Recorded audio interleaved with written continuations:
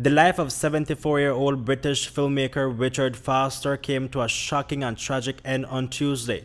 His body was found in the Rivera area of Belmopan, less than a day after being kidnapped from his home at Savanna Guest House on the George Price Highway.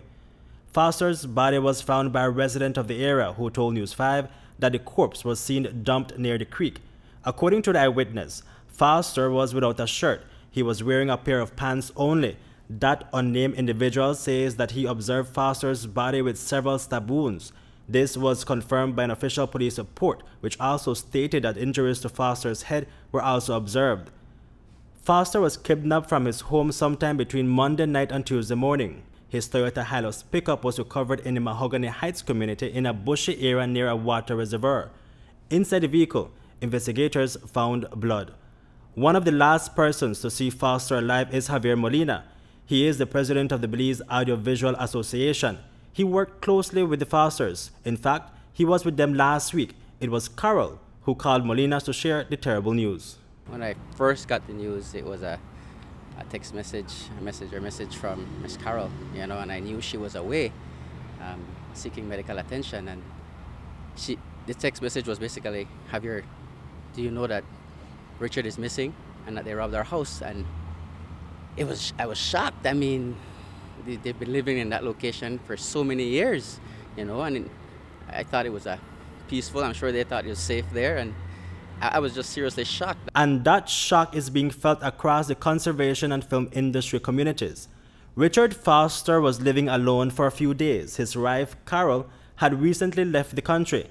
They lived in Belize for more than 3 decades. Their home was open to everyone, as they lived in a sense of security from the 1980s. If you go to their home, you'll see it's open, It's just like things to keep out insects and bugs, that's it. I mean, there's no burglar bars there. I mean, they live, I guess, in a time when Belize probably was like that, and from the 70s, and that's how they continue to live, in an open, in a free, in a safe environment. That's how they felt in Belize. In Belize, authorities are trying to figure out the two most important questions. Who killed Richard Foster and why? British High Commissioner Peter Hughes says he has been communicating with the Belize Police Department. The brutal murder of Richard Foster has come as a massive shock to the many people in Belize who knew him. This is a horrible crime. Our hearts go out to his family, particularly his wife Carol, at this incredibly difficult time. We have been in close contact with the Belizean authorities throughout this and will continue to do so, but I cannot say any more because there is an ongoing investigation at this time.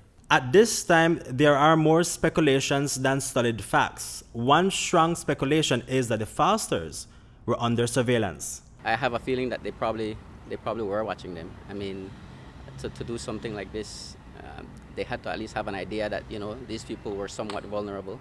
I mean, the fact that I know he was wearing a hearing aid and all of that, because, even when we communicate, I have to speak a little louder to him, so that he hears what I'm saying. But man, they felt safe in Belize. Why would anyone want to hurt this elderly man? I think he's 73 years old, who really did no harm to anyone. There is absolutely no reason. I mean, if you knew Richard, you would yourself would say there is absolutely zero reason for somebody to want to hurt this gentleman, And he's open, he's friendly, he's giving. There is zero. I mean, knowing him personally, there's zero chance that somebody would have a grievance with this man. This man wasn't an ordinary man. He gave plenty to the conservation and film industry communities. His work in documenting the lives of jaguars was crucial in conservation programs. He was certainly a giant in both the filmmaking industry as well as conservation efforts on a number of fronts.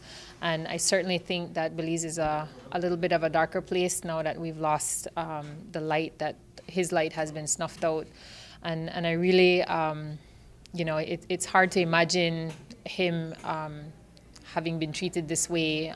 Nobody deserves it. But certainly I think for all of us that knew him, worked with him, respected his work, loved his work, it's really a very, very tragic loss to the nation. And, it's hard to know how to feel about what he endured.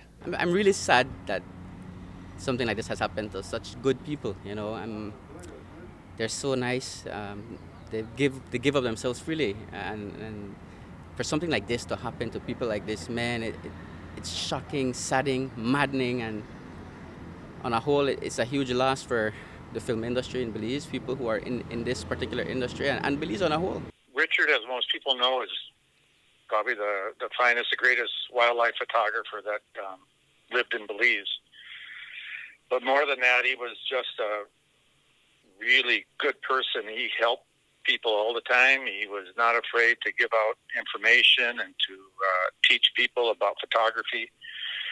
He had a real love for the outdoors and conservation, and it's a great loss for Belize. And my heart goes out to his wife, Carol, who was also a great wildlife photographer. And to the person or persons who brutally killed Foster. Man, you guys have no heart, and this needs to stop. What would you want to tell them? I don't think what I really want to say I'm allowed to say on TV, but seriously, they need to find heart. They need to find love in their hearts, because people that can do something like this have no love. It's sad.